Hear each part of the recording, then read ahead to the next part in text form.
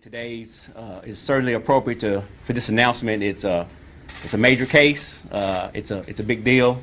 We're proud of the work that everybody you see standing up here has done, and even some that you don't see. There are a lot of unseen heroes that participate in this case that you'll hear about them, but unfortunately you won't be able to see their faces.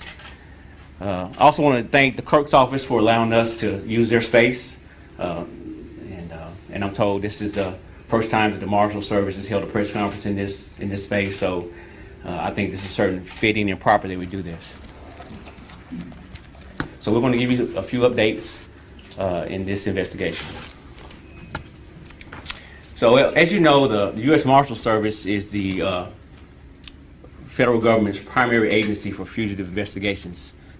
And yesterday, with the assistance of our headquarters Investigative Operations Division, headquartered at Marshall's headquarters in Arlington, Virginia, we got a tip that Justin Johnson was traveling on Highway 42 in Indiana.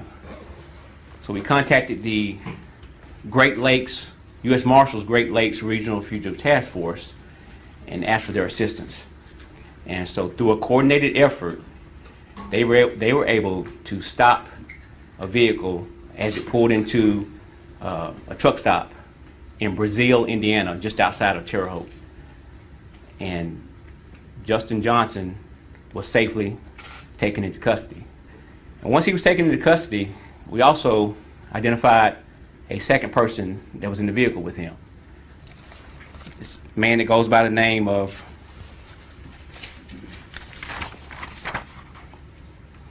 Shondale, I'll spell his name S-H-O-N-D-A-L-E, Barnett, B-A-R-N-E-T-T.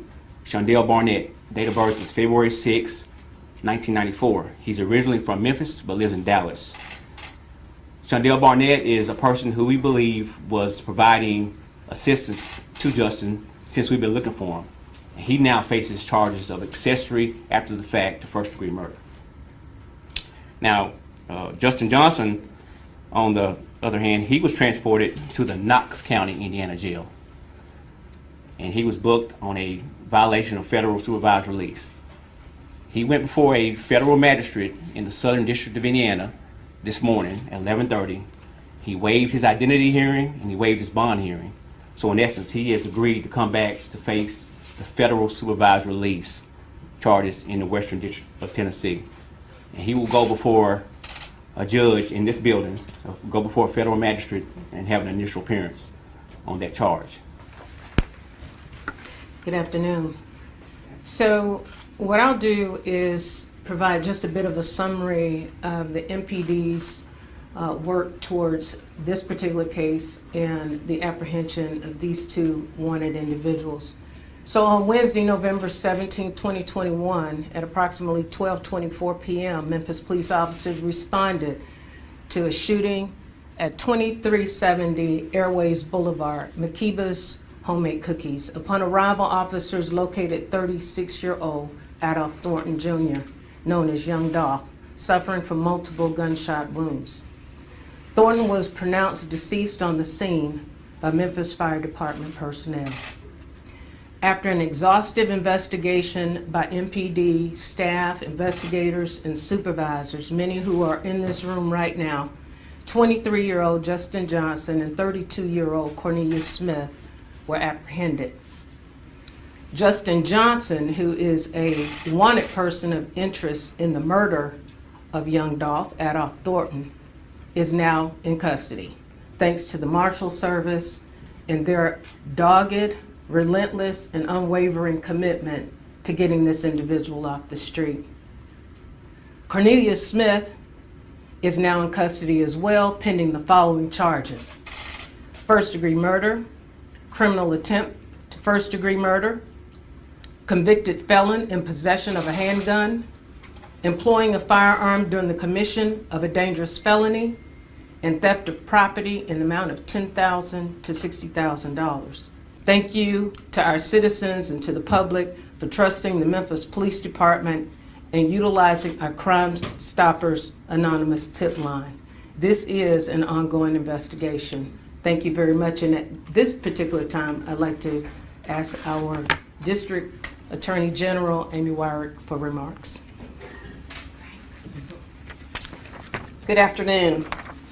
As you have heard, the list of people and the energy involved in the work dedicated to apprehending these two individuals has been limitless. This case will be handled in the District Attorney's office by 3 of our ADAs, Paul Hagerman, Austin Schofield, and Joey Griffith, who are assigned to our Crime Strategies and Narcotics Prosecution Unit.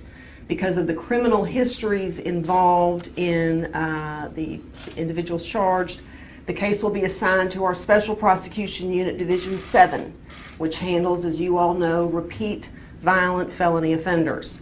I wanted to take just a minute and clarify a few things regarding the criminal history of Justin Johnson. So you've heard that Cornelius Smith was indicted by the Shelby County Grand Jury yesterday. You've heard the charges that he was indicted on.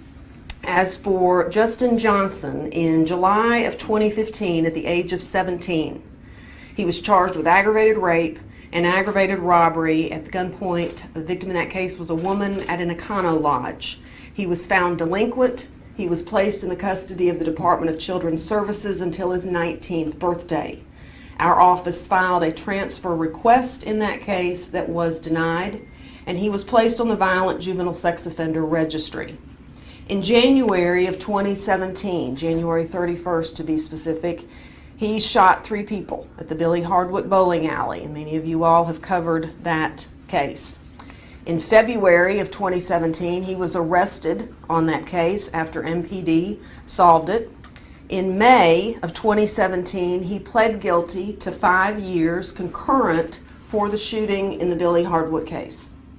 In November of 2017, he asked a criminal court judge to be released from that sentence, and the judge granted that request. That was 9 months of time on a 5-year sentence. In May of 2018, he was arrested with a handgun and illegal drugs. The next day, he posted a $7,500 bond. A week later, he was arrested for violating the conditions of his probation with the new gun and the new drug case. 3 days later, he posted a $15,000 bond on that violation of probation.